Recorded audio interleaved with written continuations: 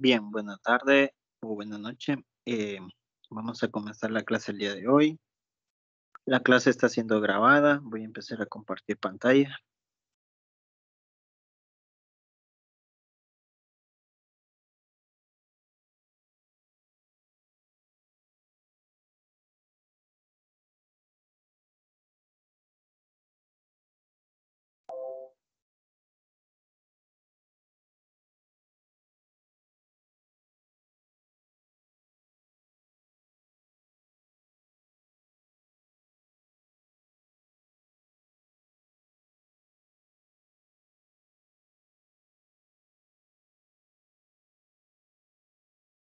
Bien, entonces, este sería el último tema para la unidad 1. Previamente habíamos visto eh, figuras planas, tales como el triángulo, el cuadrilátero y los polígonos. Todas esas eran figuras planas, todos eran planos. Eh, Ahora vamos a ver figuras geométricas referentes al espacio. Todo lo que habíamos visto anteriormente se refería a geometría plana. Ahora lo que vamos a ver es geometría del espacio. Es la última sección del libro de texto, la 1.15, y se llama sólidos geométricos. A todo lo que nos hemos referido en secciones anteriores corresponde a la geometría plana y nos interesaremos por la geometría del, ahora nos interesaremos por la geometría del espacio. Antes habíamos estudiado la geometría plana y ahora nos interesa la geometría del espacio. Bien, propiedades que debemos de conocer antes de comenzar con los sólidos es: tres puntos cualesquiera determinan un plano. En este caso, la definición formal es: tres puntos no colineales forman un espacio. En este caso, formaría un espacio llamado determinan un plano, perdón. Tres puntos cualesquiera o tres puntos no colineales forman un o determinan un plano. En este caso se llama plano triangular. Existen planos cuadrangulares, ¿verdad? Y cuadros poligonales. Perdón, planos poligonales, regiones poligonales. Todo lo que estoy subrayando se llama región, ¿verdad? Región. La región es lo que está comprendido entre los segmentos de un polígono. Esa es la región, lo que está comprendido o lo que está entre los segmentos del polígono. Esa es una región. Cuando ustedes estudien cálculo, les van a pedir que encuentren la región. Vaya, no sé si ya les enseñaron a graficar o si ya conocen las funciones. Eh, los que llevan álgebra ahorita todavía no han conocido las funciones, pero tal vez en el colegio sí las hayan visto. Les van a decir: grafiquen esta función, luego grafiquen esta otra función, y lo que está justamente en medio de esas dos funciones se le llama región. Esto de la palabra región la van a seguir escuchando en álgebra y en cálculo, más que todo en cálculo. La van a seguir escuchando. Aquí las estamos estudiando en su totalidad, ¿verdad? Encontramos el área de la región. Ya aprendimos a calcular el área de la región, de cualquier región, ya sea regiones circulares también, ¿verdad? Ahora, dado dos puntos cualesquiera en un plano, la recta que los contiene está contenida en el plano. Lo que quiere decir es que si en cualquiera de las regiones dibujo dos puntos, o marco dos puntos, mejor dicho, no los dibujo, los voy a marcar, el punto A y el punto B, yo los puedo unir y a modo de formar una recta. Si los puntos están dentro del plano, la recta también está dentro del plano. En cualquier plano, ¿verdad? Ya sea triangular o ya sea circular. Si los puntos están dentro del plano, Las rectas también están dentro del plano. Eso es lo que dice la propiedad número 2. Luego, la propiedad número 3 dice, si dos planos se intersecan, entonces la intersección es una recta. Este plano 1, pueden verlo, podemos dibujarlo de otra forma. Por ejemplo, imagínense la pared de una de sus casas.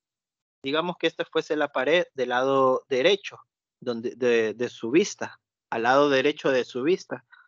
Y esta sería otra pared al lado frontal de su vista, la que está enfrente de su vista. Esta sería otra pared. La unión de dos paredes, ustedes le llaman orilla,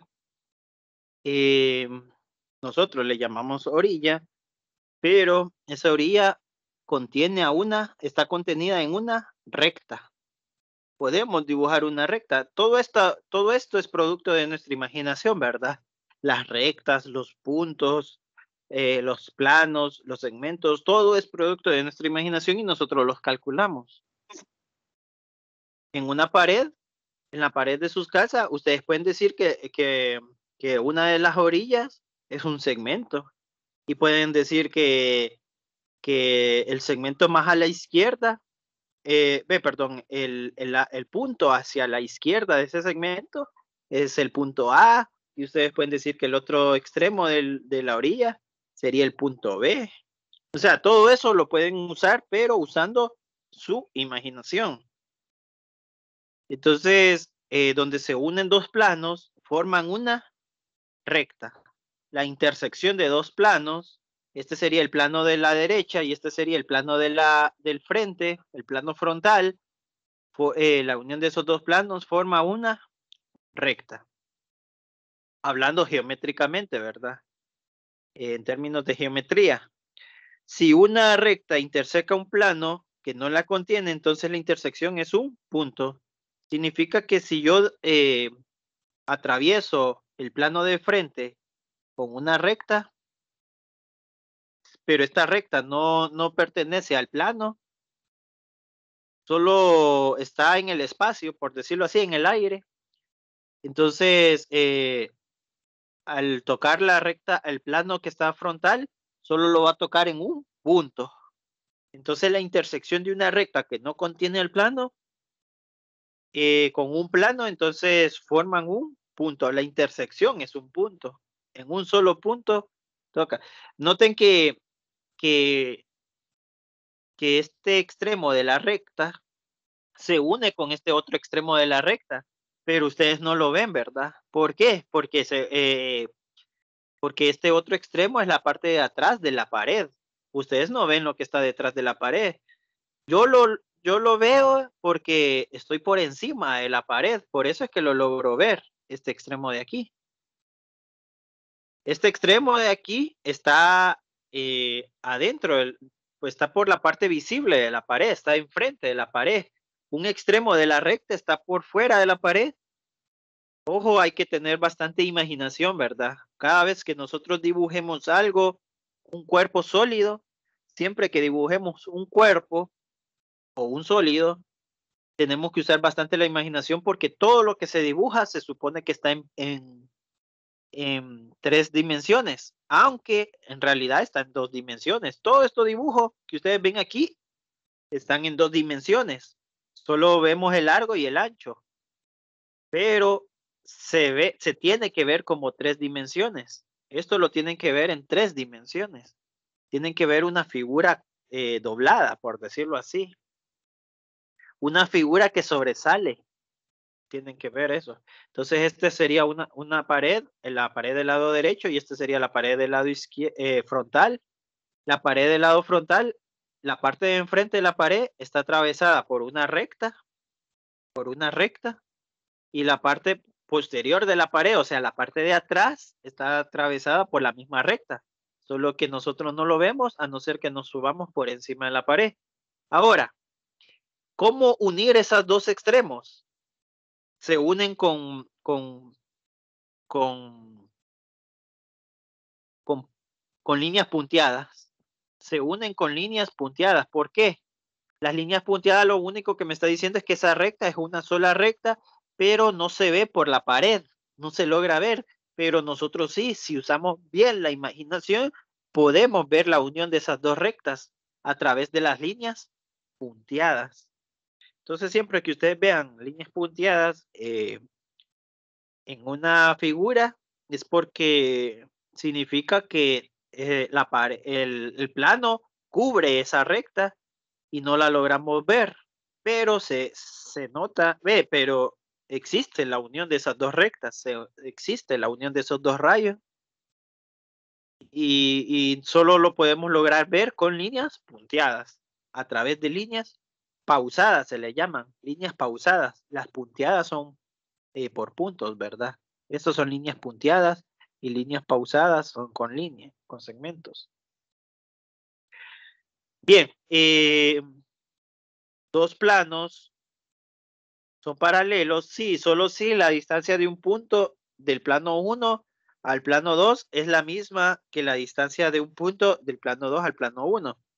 Elijan un punto del plano 1, digamos esta esquina de aquí, y eligen la otra esquina del plano 2, va a tener una distancia. Luego eligen otro punto del plano 2, eligen otro punto del plano 2 y lo unen con el punto del plano 1, tiene que tener la misma distancia. Si eso es así, decimos que esos dos planos son paralelos.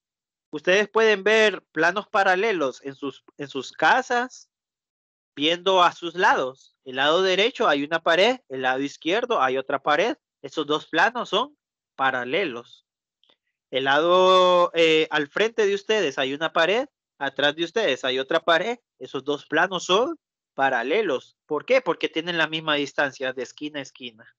Tienen la misma distancia.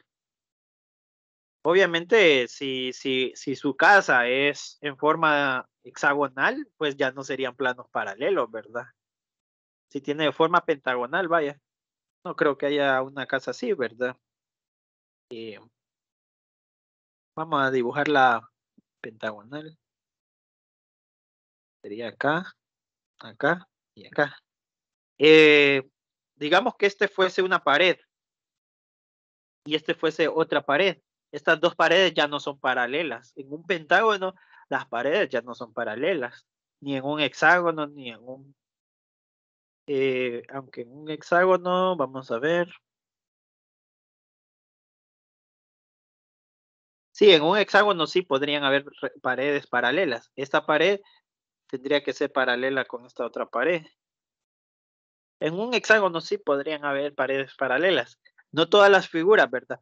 Estamos hablando de paredes cuadrangulares, de casas cuadrangulares, ¿verdad? Entonces una pared es paralela a otra pared.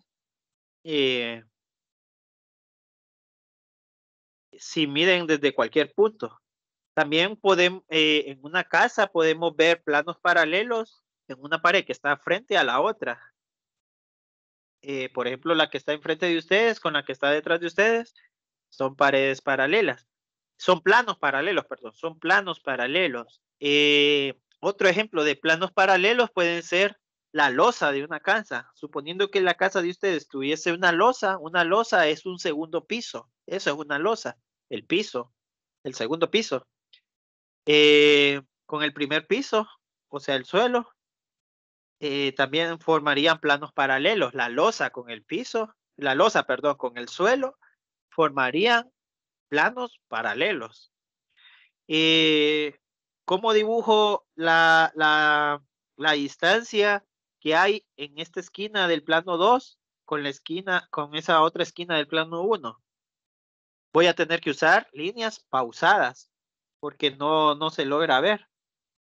¿Por qué no se logra ver? Porque el plano, la losa que le llamamos aquí, el plano paralelo que está en la parte superior, eh, cubre la línea que tracé por ahí atrás, la cubre en su totalidad, no se logra ver, pero nosotros la hacemos pausadas para referenciarnos, para tener una referencia de que hay una línea ahí atrás, para eso.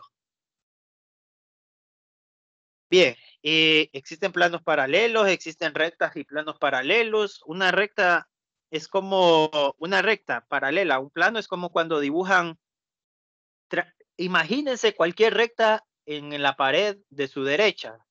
Esa recta que se imaginaron en la pared de su derecha es paralela al plano de la pared, al plano que forma la pared de la izquierda. Lo que se dibuje en la derecha va a ser paralelo al plano, a todo el plano de la pared de la izquierda. O si fueran losas, entonces cualquier línea que dibujen en la losa o en el suelo, perdón, en el suelo, va a ser paralelo a la losa que está encima. Esas son rectas y planos paralelos. En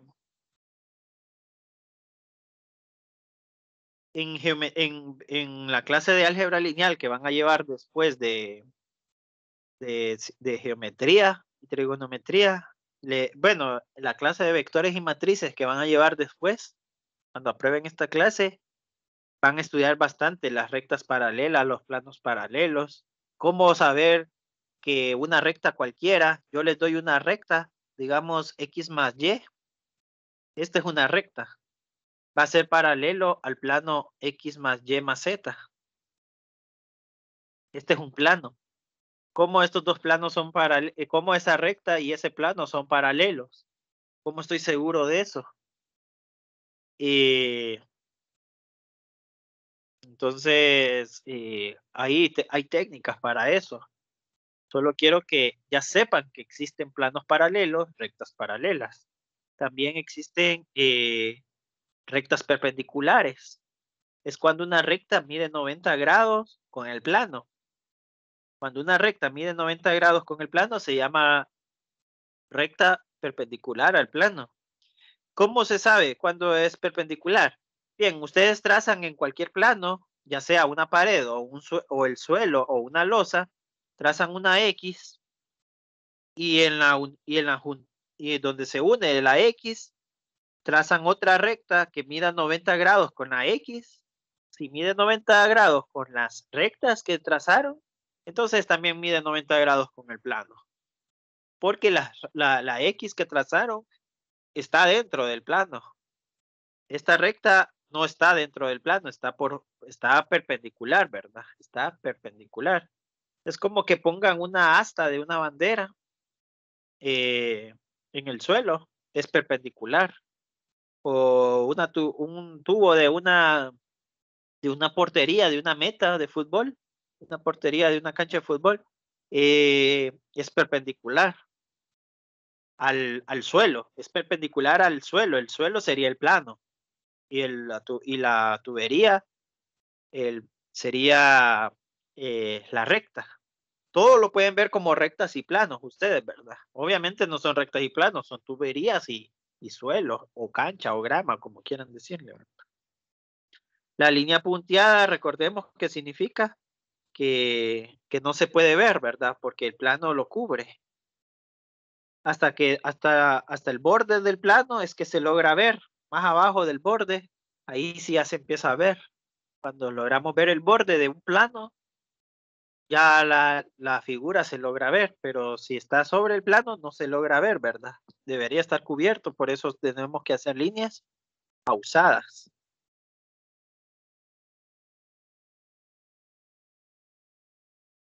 Bien, una recta es perpendicular a uno de los dos planos paralelos, entonces también es perpendicular al otro. Significa que si ustedes trazan una recta, si ustedes atraviesan una recta a través de la pared de su lado izquierdo, de su lado derecho, y si esa recta mide 90 grados, entonces si extienden esa recta hasta la otra pared que está enfrente de la pared de la derecha, o sea, la pared de la izquierda, también va a medir 90 grados esa misma línea. Una línea que toque dos planos y en un plano mide 90 grados, entonces también en el otro mediría 90 grados. Eso es lo que quiere decir esta propiedad. Ya sean, siempre y cuando las paredes estén frente a una a la otra, ¿verdad? Y sean paralelas, siempre y cuando las paredes sean paralelas, porque en un pentágono las paredes ya no serían los segmentos ya no serían paralelos. No serían paralelos. Aunque parezcan paralelos este y este, ¿verdad? No son paralelos. No existe.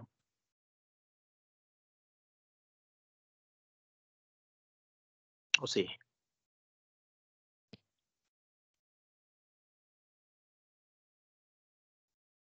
Serán paralelos esos dos segmentos.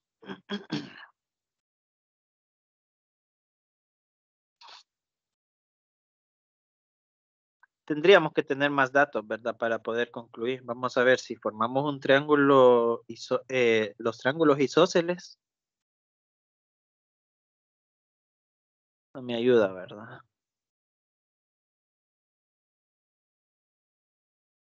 No, no son paralelos. Difícilmente la distancia, esto que está en rojo, va a ser igual a esto de aquí, ¿verdad? Difícilmente. No son paralelos. En un pentágono no. En un hexágono sí, posiblemente sean paralelos. En los cuadriláteros, en los rectángulos sí, ¿verdad? En los paralelogramos sí. En los rombos sí. Y en los cuadrados sí, ¿verdad?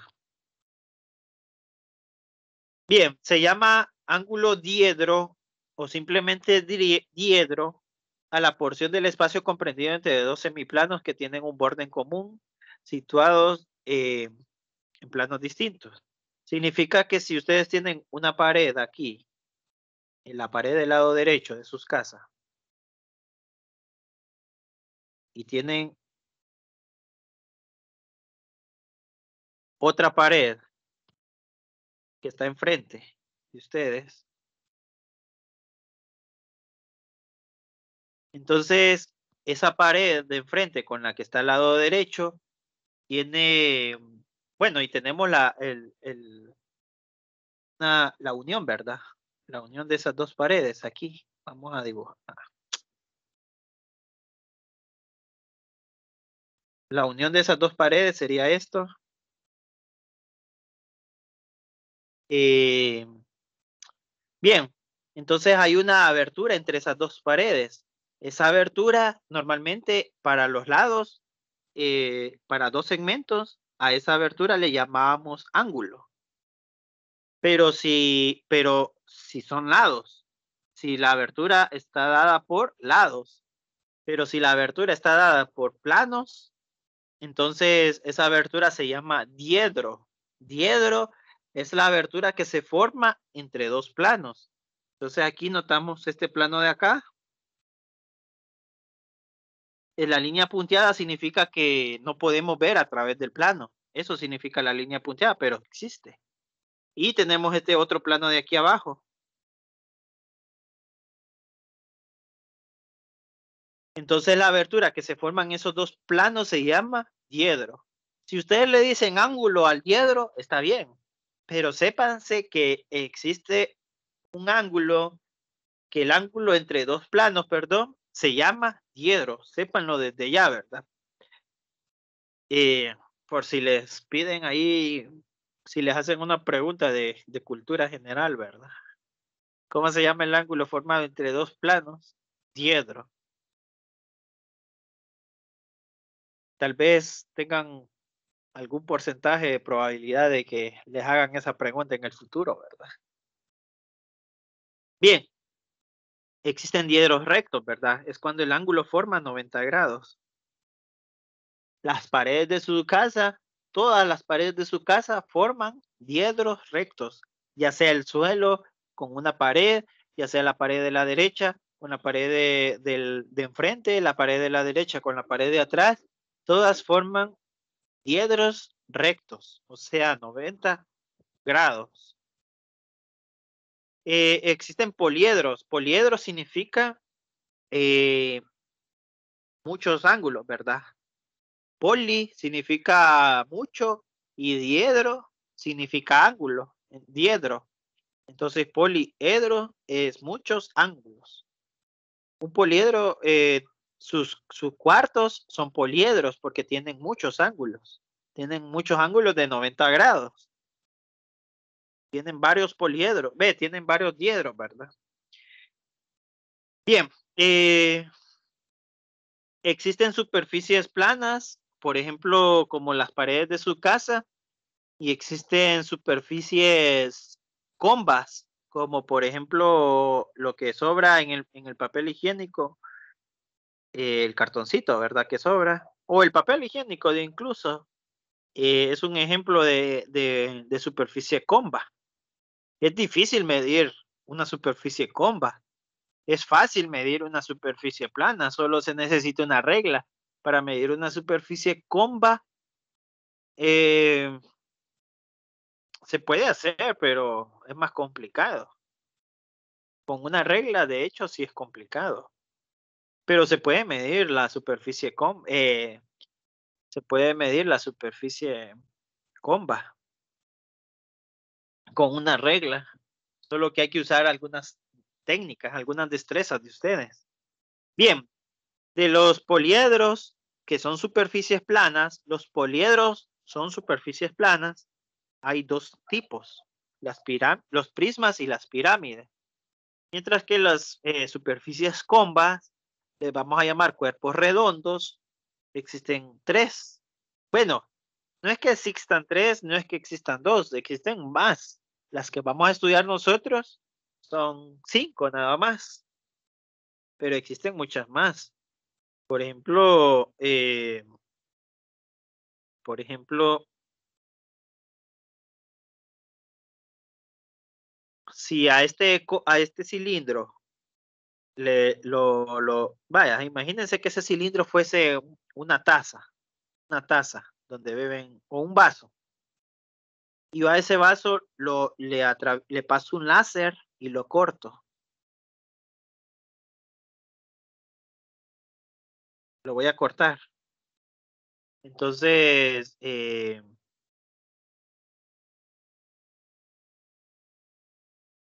lo corto. Le quito este extremo de acá arriba.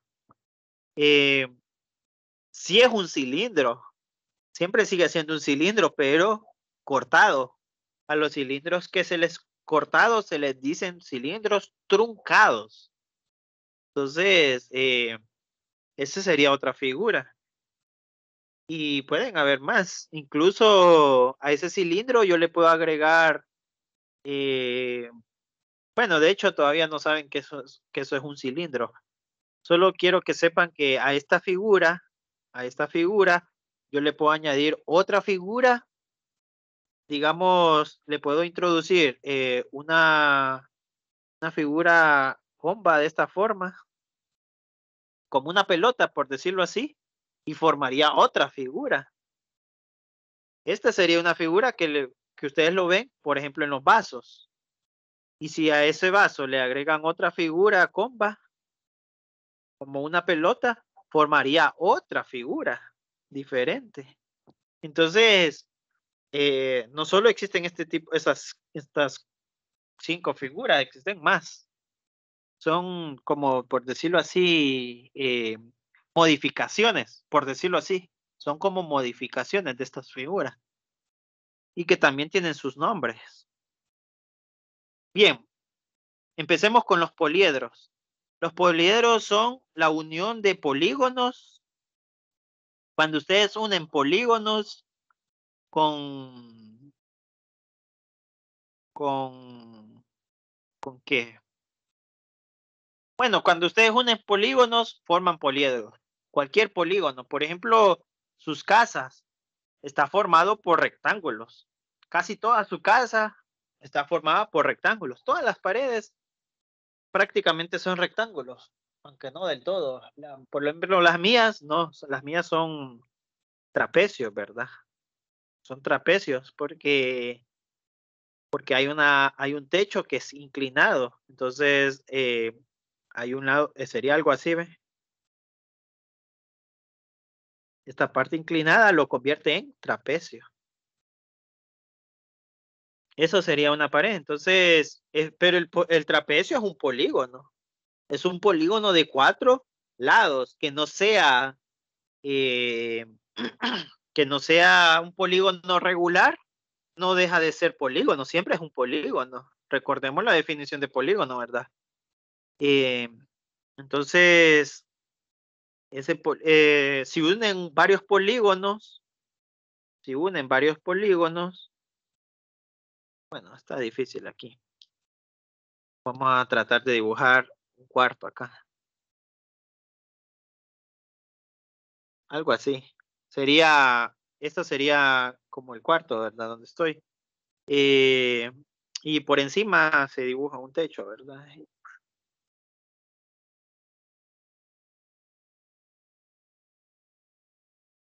Bueno, es un poliedro. Lo que acabo de dibujar en color rojo se llama poliedro. Es la unión de polígonos. Ahora, los planos poligonales, las regiones poligonales, se le llaman caras. Entonces, yo estoy rodeado de 4 caras. 4 caras. De hecho, el suelo es una cara. Voy a tratar de dibujar el suelo en color azul. Es una cara. Este sería el suelo. Es una cara. Y el techo sería otra cara. Entonces, este polígono tendría aproximadamente 4, 6 caras. Este polígono donde estamos nosotros metidos aproximadamente tendría 6 caras. La unión de 2 caras se llama arista. Ustedes le dicen orilla. La esquina le dicen ustedes. Si ustedes ven donde se unen 2 paredes, ustedes le dirían esquina. Pero si lo ven como una figura geométrica, díganle arista. ¿Qué es la arista? Es donde se unen 2 caras. La arista es donde se unen 2 polígonos. La arista es donde se unen 2 regiones poligonales. Y donde la 2 paredes de su casa forma una arista. Esa pared que ustedes están viendo con el suelo forma otra arista. Y la pared, como eran 2 paredes que se están uniendo, una de las paredes con el suelo forma una arista y la otra pared con el mismo suelo forma otra arista. Y las 2 paredes forman una arista. La unión de esas 3 aristas se llama vértice. La unión de esas 3 aristas se llama vértice.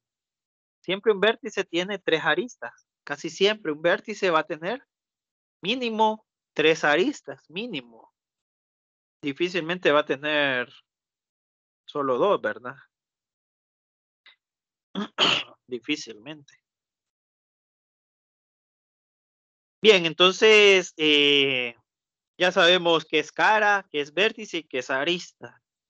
¿Qué más? ¿Cuántas aristas tendrá este polígono? O el polígono que está aquí. Cualquiera de esos 2 4. aristas. Ah, no, aristas no. Solo el polígono tiene 4 aristas, pero yo estoy hablando perdón, no dije polígono. De este poliedro, quise decir. ¿Cuántas aristas tendrá ese poliedro?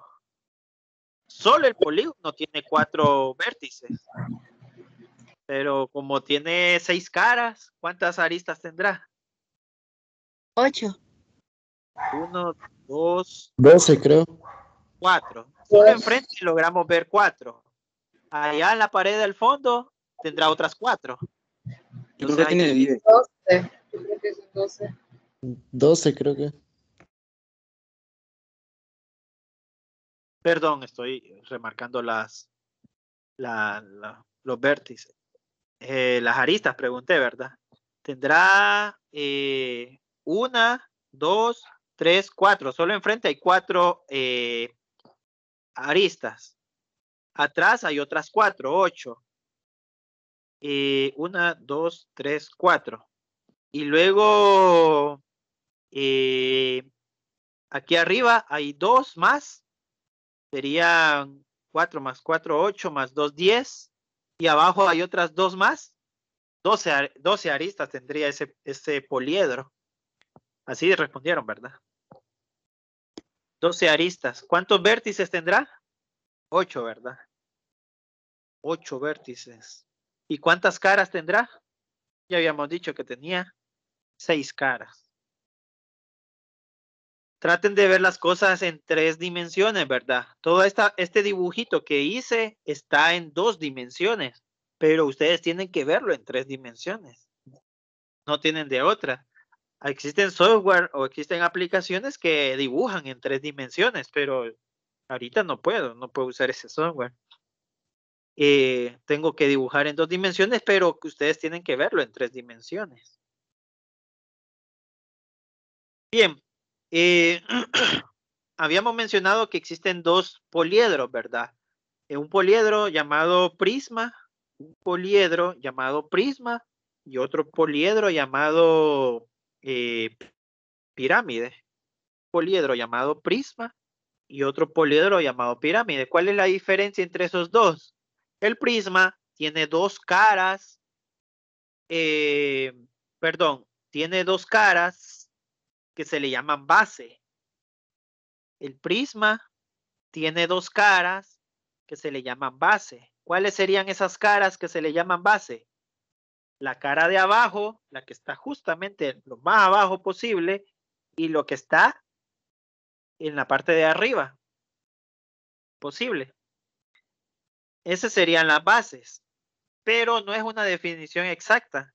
¿Por qué? Porque a este prisma o a este poliedro yo lo puedo acostar. Ahorita parece que está en posición vertical. Y si lo pongo en posición horizontal, entonces siempre van a seguir siendo esas las bases. Entonces, ¿cómo identificar realmente una base en un poliedro llamado prisma? Pues la base son polígonos. Recuerden eso, la base son polígonos. ¿Cuáles son los polígonos? Triángulo. Aquí los tengo. Los polígonos son triángulo, cuadrado. No necesariamente cuadrado, puede ser trapecio, o sea, un cuadrilátero cualquiera, Puede ser un rectángulo, puede ser un trapecio, puede ser un paralelogramo, o un trapezoide incluso, puede ser un pentágono.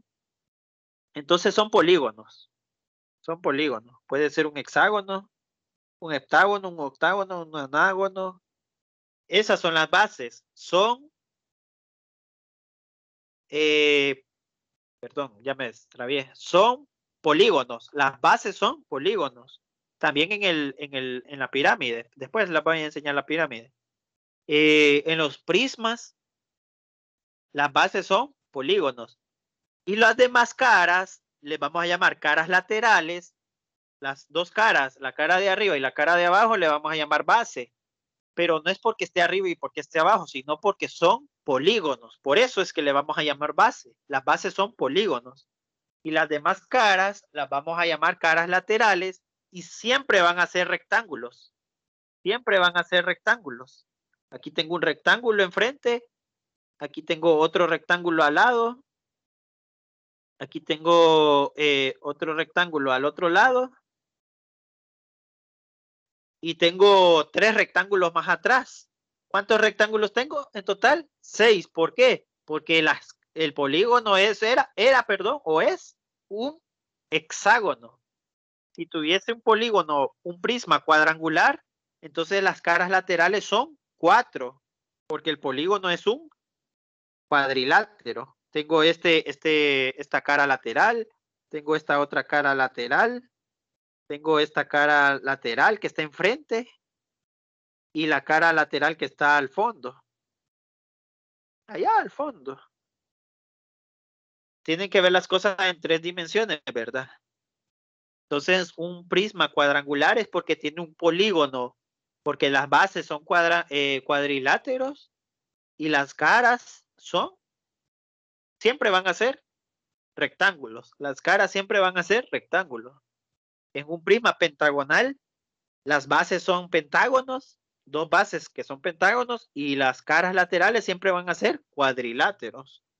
En un prisma hexagonal, las 2 caras van a ser hexágonos y las caras siempre van a ser rectángulos. En un prisma triangular, las bases son triángulos y las caras son rectángulos. Siempre van a ser rectángulos. En este caso hay 3 rectángulos. 3 rectángulos, ¿verdad? En un cuadrangular hay 4 rectángulos. En una pentagonal son 5 caras. Son 5 caras laterales. En un hexagonal son 6 caras laterales. En un heptagonal son 7 caras laterales. Y son todas rectángulos. Ahora, recordemos eso. Los prismas tienen 2 bases. Los prismas tienen 2 bases poligonales congruentes. 2 bases congruentes. 2 bases congruentes. Ahora, las pirámides solo tienen una base. Solo tienen una base.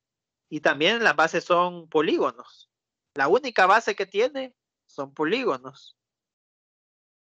Los polígonos pueden ser triangulares, cuadriláteros, pentagonales, hexagonales. Y las caras laterales ya no son rectángulos, ahora son triángulos. Ahora son triángulos. Como solo tiene una base, ya no podemos formar un rectángulo. Lo único que podemos formar es un triángulo.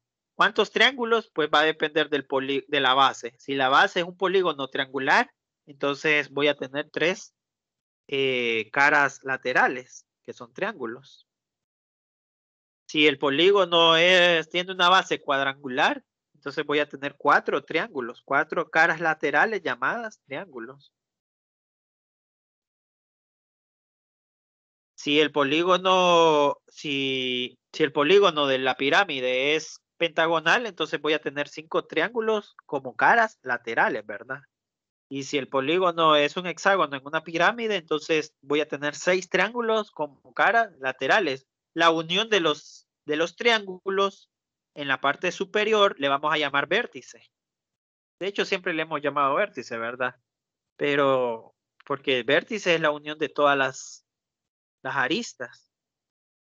Pero el vértice principal es la unión de todas estas aristas. Miren cuántas aristas se unen en ese vértice. Va a depender de cuántos triángulos tenga, ¿verdad? Entonces, ese vértice principal a veces se le dice cúspide, la cúspide. Bien, recuerden que los triángulos tienen su apotema, ¿verdad? Todos los triángulos tienen su apotema. En este caso sería su altura, la altura. Todos los cuadriláteros, pues no, todos los polígonos tienen su apotema. También el polígono de abajo tiene su propio apotema. Bueno. Y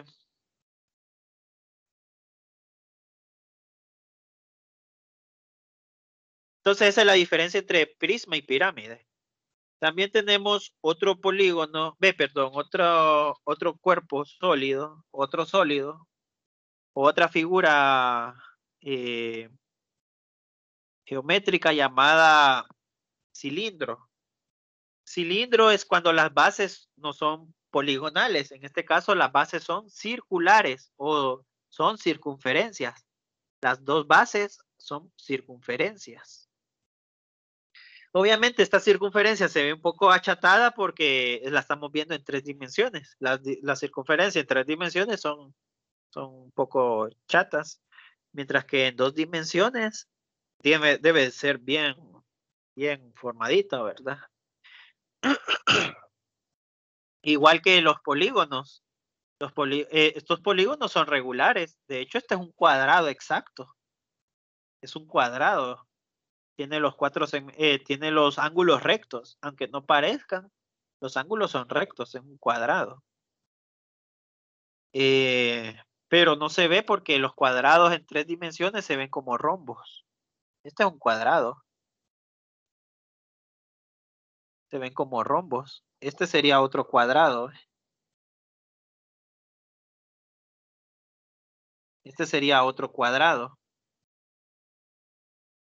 Aquí voy a dibujar otro cuadrado. Tiene congelada la pantalla. Ahí dibujé 6 cuadrados. No parecen cuadrados porque las dibujé en 3 dimensiones. Aunque está dibujado en 2 dimensiones, ustedes tienen que verlo como que está dibujado en 3 dimensiones. No es que está dibujado en 3 dimensiones, ¿verdad? Realmente está dibujado en 2 dimensiones. Pero ustedes tienen que verlo en 3 dimensiones. Bien. Entonces, en un cilindro, las bases son circulares y solo tiene una cara. Ya sabemos que en un hexágono, en una pirámide, las caras, el número de caras va a depender del polígono. Pero en un cilindro solo hay una cara y es una cara comba. Es una cara comba. Ahora, imagínense que la cara, que este cilindro fuese lo que sobra del papel higiénico, un cartón que sobra al final del papel higiénico y lo cortan con una tijera en uno de sus extremos, en cualquier parte de ese cartoncito y lo extienden, se les va a formar este rectángulo. Entonces al final la cara de un cilindro es un rectángulo. La cara de ese cilindro es un rectángulo. Y las bases son 2 circunferencias. Ahora, una vez les dije cómo medir cuánto mide toda la cara, lo largo. Pues es la medida de la circunferencia de cualquiera de las bases. Las 2 bases son congruentes. Las 2 bases son congruentes. Si ustedes miden con una regla el diámetro, podrían encontrar la circunferencia, ¿verdad? Podrían encontrar la circunferencia. Y esa circunferencia va a ser el largo de la cara, de la cara. Y también tiene lo alto, ¿verdad? La cara tiene un alto y tiene un largo. Entonces el largo de una cara del cilindro es la longitud de la circunferencia. Y así encuentran el área o la región que está en color rojo, el área sombreada, va a ser igual a la multiplicación de la base por la altura. La base sería la longitud de la circunferencia y la altura pues es la altura del cilindro. Ese sería el área. Y el área de la circunferencia pues pi multiplicado por r a la 2, r al cuadrado. Así encuentran el área de la circunferencia. Un cono es parecido a un cilindro. Cono es parecido a un cilindro. De hecho, se puede dibujar un cilindro en un cono. Solo dibujemos la cara del cilindro. Y miren, un cono cabe perfectamente en un cilindro. Cono cabe perfectamente en un cilindro. La cara del cono es esto. Esta sería la cara del cono. La cara del cilindro era un rectángulo. ¿Qué es la cara de un cono? ¿Qué sería la cara de un cono?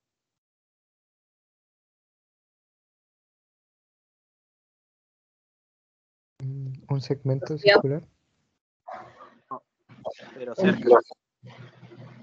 ¿Un sector triangular? Un sector circular. Es un sector circular. Un segmento circular solo es una cuerda. Recuerden que un segmento es la cuerda y el arco. Ese es un segmento circular. Pero un sector es 2 radios y un arco. Eso es un sector circular. Noten que los 2 radios miden lo mismo. Este radio se le llama generatriz. Generatriz es igual al radio del sector circular. Y la altura es diferente, ¿verdad? La altura tendrían que dibujar un triángulo aquí ustedes. Miren cómo dibujo un triángulo con el sector. Dibujo una cuerda y dibujo una altura a la cuerda que mida 90 grados. Ese sería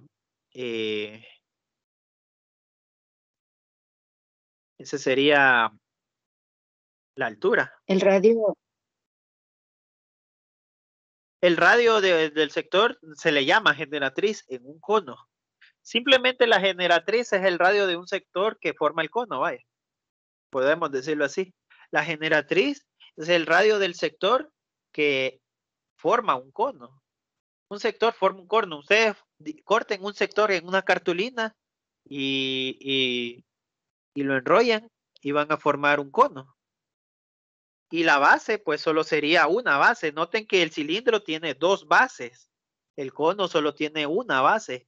El cilindro tiene dos bases y el cono tiene una base. Y lo otro que la otra base del cilindro se convirtió en vértice. La otra base del cilindro, ¿verdad? Se convirtió en vértice.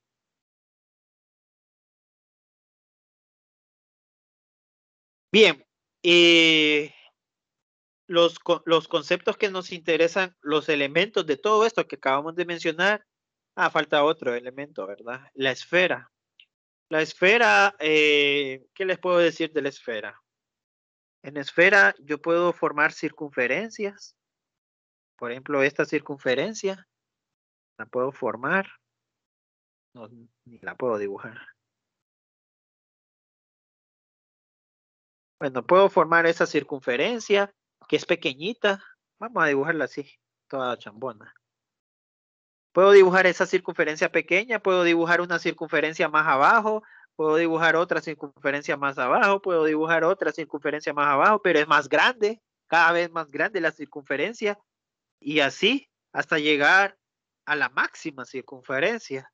Después de la máxima circunferencia se vuelve a hacer más pequeña, más pequeña, más pequeña, más pequeña. El cilindro es como la unión de varias circunferencias de diferentes diámetros. Pero existe una que es la máxima circunferencia. Sépanse eso, nada más. Es como la unión de varias circunferencias. Eso es una esfera. Esta figura geométrica se le llama esfera. Obviamente tiene diámetro, ¿verdad? El diámetro de una esfera es el diámetro de la máxima circunferencia. No vayan a elegir el diámetro de la mínima circunferencia. Siempre va a ser el diámetro de la máxima circunferencia. Igual, el diámetro es la unión desde el centro de la esfera hasta cualquier punto de la circunferencia. Ustedes pueden trazar este diámetro, perdón, ese radio. El diámetro es la unión de dos radios, ¿verdad? Sería el diámetro. No vayan a trazar un diámetro que no une el centro. El diámetro es la cuerda de la circunferencia, de la máxima circunferencia, es la mayor de las cuerdas, ¿verdad? No vayan a elegir esta cuerda diciendo que es diámetro porque no pasa por el centro. El diámetro siempre pasa por el centro. Entonces, siempre que elijan el diámetro de una esfera, no van a poder trazar una línea dentro de la esfera. Es imposible. Es como que ustedes en un balón de fútbol quieran medir el diámetro. ¿Cómo lo hacen? ¿Cómo trazan una regla justamente adentro del balón de fútbol? Difícilmente, ¿verdad? Difícilmente. ¿Qué utilizarían para medir el diámetro de un balón de fútbol? ¿Qué instrumento utilizarían?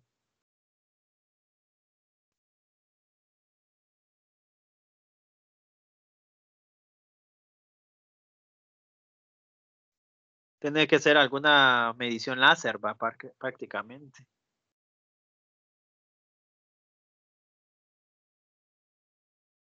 ¿Qué se les ocurre?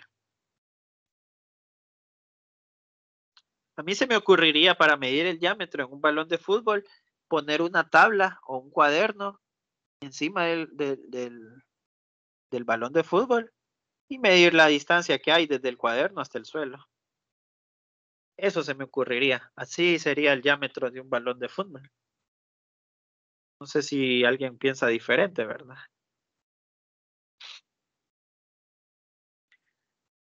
Bien, tienen que usar bastante la imaginación.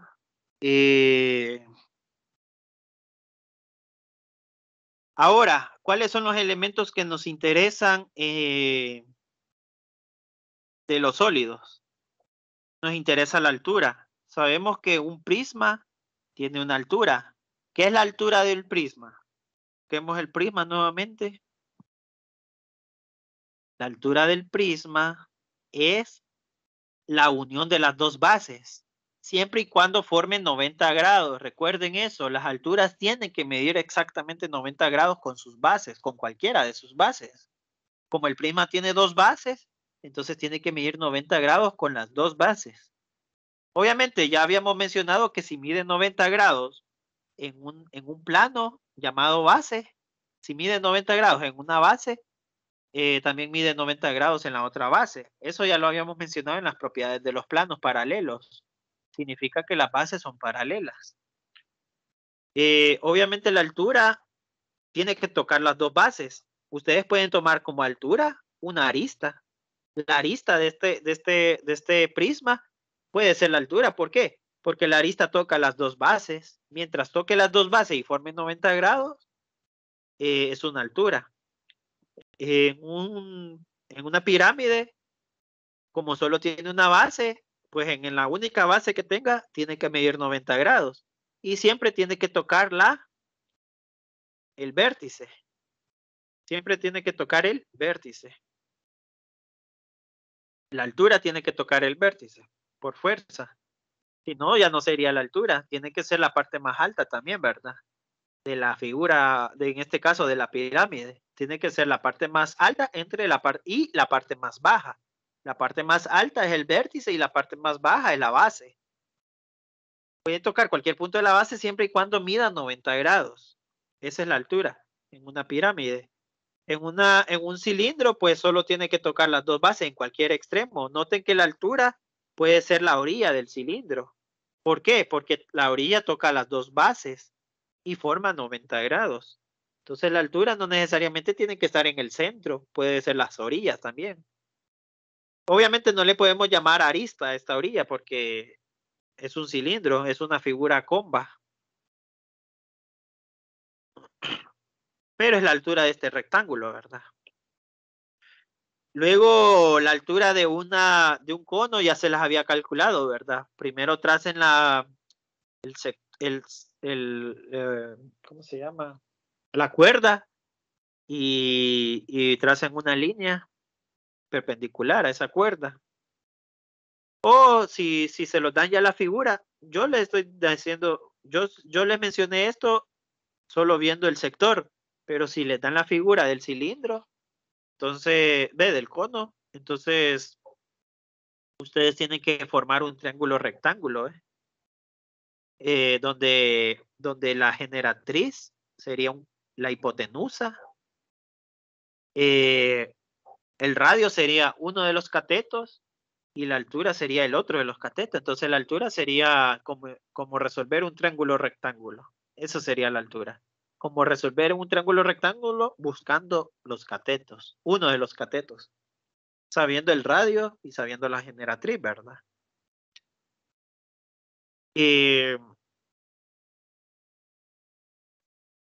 La altura de una esfera, ¿quién sería? El diámetro. La altura de una esfera es el diámetro. Obviamente no le vamos a decir altura porque ya estamos mentalizados que se llama diámetro. No le podemos estar cambiando los nombres cada vez que se nos antoje, ¿verdad? Aunque puede, sí, pero no debería. Entonces las alturas de todas las figuras que ustedes ya conocen. Es un segmento perpendicular, o sea, que mide 90 grados, que va desde el vértice del plano que contiene la base superior hasta la base inferior. Bien, luego área lateral. El área lateral simplemente es el área de las caras. Recuerden cuántas caras puede tener una pirámide o un prisma. Va a depender del polígono de la base. Va a depender de la base. Entonces, de la base poligonal. Si el polígono es de 6 lados, entonces va a tener 6 caras laterales. Van a tener que encontrar 6 áreas laterales. La suma de las áreas laterales es la suma de cada cara. Es la suma del área de cada cara. Esa sería el área lateral total. Ahora, el área total es cuando me encuentren primero las áreas laterales, me encuentren después las áreas de las bases. Primero me encuentran las áreas de las caras y después las áreas de la base. Solo las áreas de las caras se llama área lateral. Solo las áreas de las caras. Y las áreas total es la suma de las bases más las caras. Y lo que nos interesa a nosotros realmente es el volumen. El volumen es lo que está dentro de cada cara. Todo lo que está dentro de las caras es un volumen. O sea, todo lo que está dentro del cuarto donde están ustedes ahorita metidos es un volumen. Todo lo que está dentro de las cuatro paredes y del techo y del suelo, todo lo que está justamente adentro de todas esas caras que acabo de mencionar, eso es un volumen. Eso es un volumen. Bien, entonces, aquí están las fórmulas para volumen. Me interesa explicarles estas dos figuras. Este se le llama prisma y este se le llama pirámide. En una pirámide yo puedo dibujar un prisma. Solo dibujo caras laterales cuadriláteras. O justamente en el vértice voy a dibujar una pentágono, un polígono, en este caso un pentágono.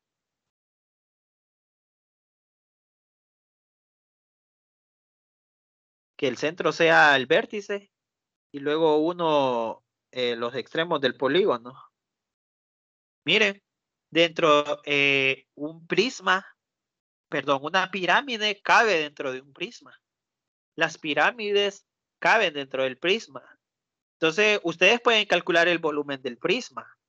El volumen del prisma simplemente es, primero encuentran el área de la base, el área del polígono. Recuerden que el prisma tiene dos bases. Encuéntrenme el área de la base. ¿Cómo se encuentra el área de la base? Como es un polígono, sería un medio del perímetro por el apotema. De cualquier polígono, este es el área. De cualquier polígono, ya sea triángulo, cuadrilátero, cuadrados, perdón, pentágonos, hexágonos, si el polígono es regular, ¿verdad? Si el polígono es regular, ese sería el área.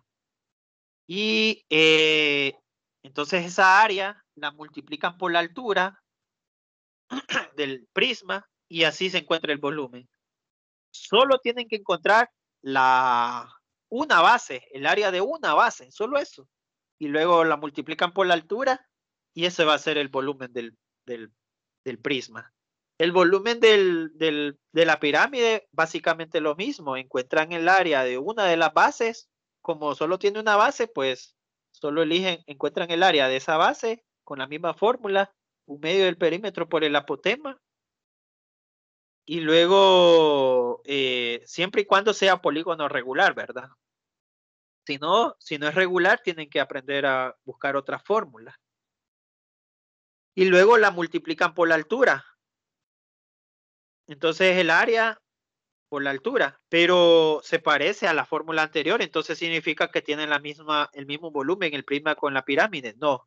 Recuerden que la pirámide, yo puedo meter una pirámide dentro de un prisma. Puedo meterla. Entonces significa que la pirámide tiene que medir menos en volumen. ¿Cuánto es menos? La tercera parte. Justamente la tercera parte.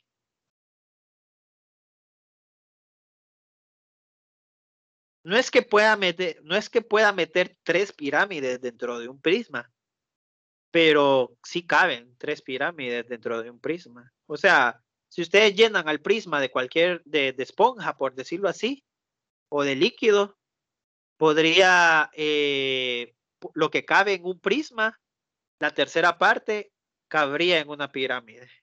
Justamente la tercera parte. Entonces, de aquí la fórmula. El volumen de una prisma, área de la base, poligonal, base poligonal, escríbanle ahí si quieren, por la altura. Y aquí también base poligonal por la altura, pero la tercera parte. Ese sería el volumen de una pirámide. Luego existen estas otras dos prismas. Son prismas, ¿por qué son prismas? Porque las bases son cuadriláteros y tienen dos bases. Si tienen dos bases son prismas. Si solo tuviera una base, tendría que ser un pirámide, una pirámide. Como tiene dos bases, es un prisma. Pero son prismas un poco extraños a los que ya conocemos. Como a un prisma se le llama prisma rectangular y a otro prisma se le llama prisma cuadrado. Prisma rectangular, prisma Cuadrangular. cuadrangular puede ser. Bueno, difícilmente podemos darle un nombre a esto. Un prisma que tiene la misma altura, la altura del prisma mide lo mismo que los lados de la base, se le llama cubo. Un prisma que la altura es la misma que los lados de la base se llama cubo, siempre y cuando el prisma sea cuadrangular. Y un prisma que los tres lados midan igual, diferentes, perdón, la altura. Recuerden que en un prisma cuadrangular necesitan encontrar el área de la base. ¿Cuál sería la base de un rectángulo? ¿Cuál sería el área de la base de un rectángulo? ¿Cuál sería el área de la base de un cuadrado? Es L al cuadrado, ¿verdad? Y el volumen sería área de la base por la altura. Como el área de la base es L al cuadrado y la altura es L, entonces L al cuadrado por L es L a la 3. Ese sería el volumen de un cubo. Y el volumen de de este prisma se le llama paralelepípedo, ese prisma. Ese prisma se le llama paralelepípedo. Es un prisma rectangular, ¿verdad? Un paralelepípedo es un prisma rectangular. Todas las cajas de zapatos que ustedes ven son paralelepípedos. Todas las cajas de los supermercados que ustedes ven son paralelepípedos. No les digan así enfrente de la gente, ¿verdad? Bien, ¿cuál sería el área de la base del rectángulo? Normalmente es base por altura, ¿verdad? Es base por altura, pero ¿cuál sería la base? La base es B y la altura es A. Entonces B por A. Ese sería el área de la base. Y el volumen sería el área de la base por la altura. Entonces, habíamos dicho que me equivoqué de figura. Aquí creo que me equivoqué, no era C, era H. Yo me equivoqué. Entonces, al final quedaría B por A y H. Algo así como va. Bueno, pero el punto es que se entienda, ¿verdad? Es la multiplicación de tres lados. El largo, normalmente en las escuelas nos dicen que es el largo, el ancho y el alto. Así nos los enseñan en la escuela y está bien. Nosotros le decimos área de la base, como es un cuadrado, es un rectángulo, entonces B por A y la altura, que es H. Largo por ancho por alto. También le pueden decir así y es válido. De hecho, en la escuela nos enseñan que el área de un rectángulo no es base por altura, nos enseñan que es largo por ancho, ¿verdad? Y está bien. Con tal que lo relacionen, que la base es el largo y que el ancho es el alto. Y no es que altura se escriba con H, ¿verdad? Para los que son bilingües ya saben que H significa, no sé, supongo que height, algo así. Bien, entonces este es el contenido, no sé, vamos, perdón, falta el cilindro. Igual que la pirámide cabe dentro de dentro de un prisma, el cono también cabe dentro de un cilindro. Si ustedes saben encontrar el volumen de un cilindro, el volumen de un cilindro es lo mismo, área de la base por la altura. El área de la base, como es una circunferencia, sería pi r a la 2. Y la altura, pues es h. Entonces el volumen es área de la base por la altura. Lo mismo sería esto, área de la base por la altura. Pero parecería lo mismo que el cilindro. Entonces, ¿qué hago? Dividirlo entre 3. Siempre el área sería pi r al cuadrado. Pero si yo meto esta área ahí, es como que meto esta área acá y me quedaría justamente la misma fórmula. Y no es así. Hay que dividirlo entre 3. Si no lo divido entre 3, lo que estoy encontrando es el volumen de un cilindro. Tengo que dividirlo entre 3 para encontrar el volumen de un cono. Entonces, aquí están las fórmulas. Pi r a la 2 es el área de la base multiplicado por la altura. Pi r a la 2 es el área de la base multiplicado por la altura, pero dividido entre 3 para un cono.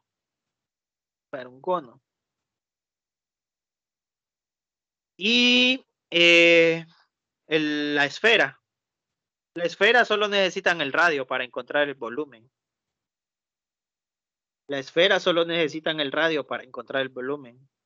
Aquí sí está difícil encontrar cuál es la base. Cuánto mide la base de una esfera. Entonces, por eso no puedo escribir la fórmula área de la base por la altura. La altura sí sé que es el diámetro. El diámetro sería área de la base multiplicada por la altura. El diámetro es 2r. Entonces, el área de la base, ¿cuál podría ser según esta fórmula?